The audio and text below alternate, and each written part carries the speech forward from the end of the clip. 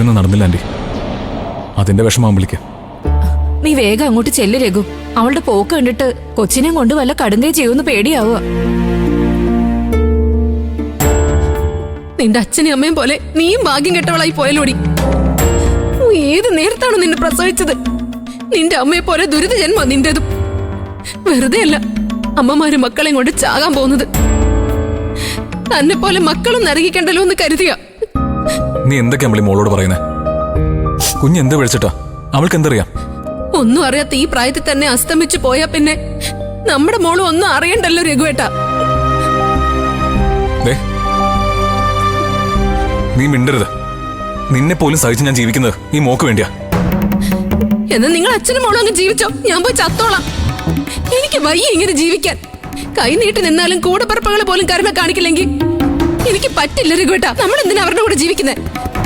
നമുക്കും നമ്മുടെ മോൾക്കും വല്ല വിഷവും കഴിച്ച് ചാവാ. നമ്മുടെ ശവം കൊണ്ട് എല്ലാരും അങ്ങ് തിന്നട്ടെ.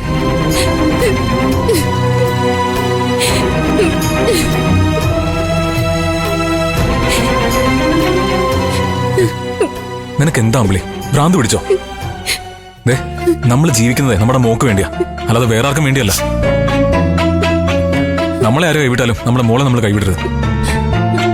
അതല്ലേ നമുക്ക് മോളെയും കൂടെ കൊണ്ടുപോകാന്ന് പറഞ്ഞത്. നമ്മളില്ലാത്ത ലോകത്ത് നമ്മുടെ മോളും വേണ്ട രഘുവേട്ട. രഘുവേട്ടന് മരിക്കാൻ പേടിയുണ്ടോ? എനിക്ക് മരിക്കാൻ മനസ്സിലടി. ദൈവം എനിക്ക് സമ്പത്തെ തരാതിരുന്നിട്ടുള്ളൂ, നല്ല ആരോഗ്യം തന്നിട്ടുണ്ട്. എനിക്കതൊക്കെ മതി എന്റെ കുടുംബത്തെ നോക്കാൻ. ഇതുവരെ കുടുംബത്തിന് വേണ്ടി ഓടി നടന്നുകൊണ്ട് സ്വന്തമായിട്ടൊന്നും ഉണ്ടാക്കാൻ പറ്റിയില്ല. പക്ഷെ അതിന് ഇനിയും സമയമുണ്ട്. അമ്പിളി, നീ ധൈര്യമായിട്ടിരിക്ക. എനിക്ക് ധൈര്യമില്ല രഘുവേട്ട. എന്നെ സമാധാനിപ്പിക്കാൻ നിങ്ങൾ ഇപ്പൊ ഇതൊക്കെ പറയും. നാളെ അച്ഛൻ എന്തെങ്കിലും പറഞ്ഞാൽ നിങ്ങൾ അതിന്റെ പുറകെ പോവേ ഉള്ളൂ. ഇന്ന് നമ്മളെ ചതിച്ചത് നമ്മൾ ഏറ്റവും കൂടുതൽ വിശ്വസിച്ച അച്ഛനും അനുപമയും കൂടിയാ.